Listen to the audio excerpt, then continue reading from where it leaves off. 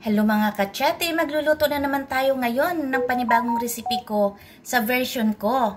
Magluluto ako ng chicken curry at ito ang mga ingredients. Meron na akong hinandang gata ng nyug, meron na rin akong hinandang carrots, meron na rin akong hinandang patatas, meron na rin akong hinandang bell pepper, sibuyas at saka bawang. Meron din akong hinandang of course na luya, kaunting paminta, kaunting soy sauce na kailangan natin mamaya paggisa, kaunting oyster na ating ihahalo mamaya, kaunting pineapple, at curry powder. Of course, kailangan natin ang main ingredients dyan. Ito po yung chicken, naka-ready na po siya. And of course, ang ating mantika, naka-ready na rin sa kawali. So, magluto na po tayo.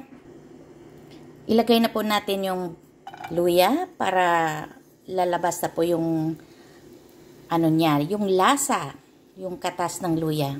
Sunod natin yung bawang. Ayan. Next naman ang sibuyas.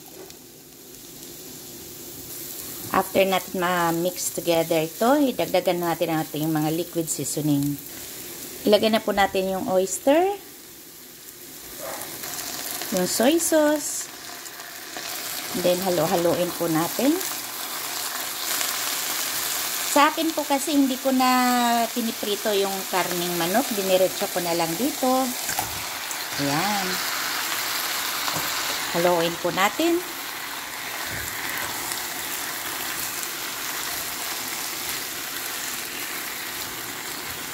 Ayan, haluin muna natin mabuti ang ating nilagay na chicken. Lagyan na rin natin to ng paminta. Ayan.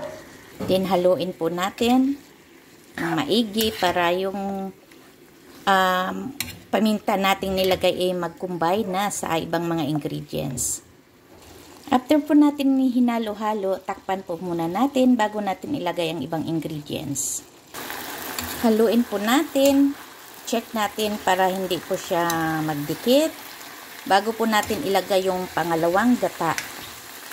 Yung patatas po at saka carrots, since naluto ko na po siya in advance, so panghuli ko na po siya. Kasi luto na po eh. Ilagay ko na po yung pangalawang gata.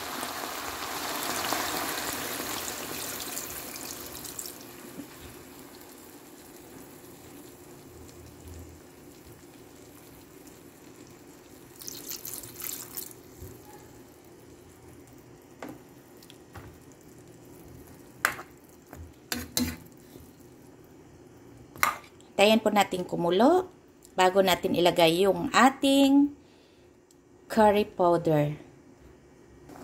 Ayan, kumulo na po. Ilagay na po natin ang ating curry powder.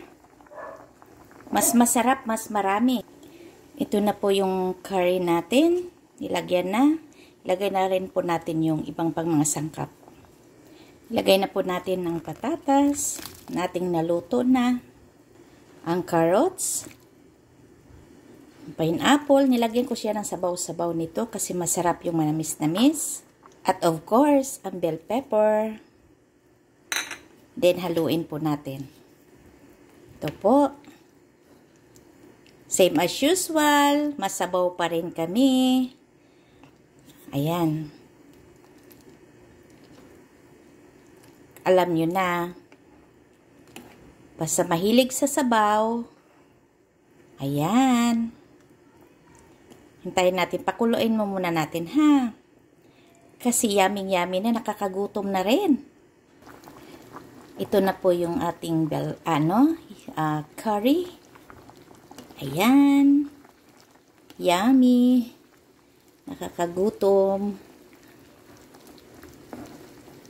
Konting kembot na lang at tapos na ito. Ayan.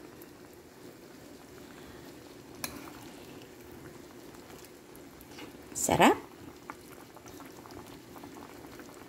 Pwede din naman na magluto kayo ng medyo dry na curry or less yung sabaw Pero mostly kasi sa amin, mahilig kami sa masabaw. Kaya ganito po yun. Plus, babaunin pa po ito ng aking hubby. Kaya kailangan talagang masabaw. Yun lang. Maraming salamat po sa panonood ninyo sa aking upload video. Hanggang sa muli. Huwag kalimutan i-like, share, at saka naman follow my FB profile at saka FB page. Thank you!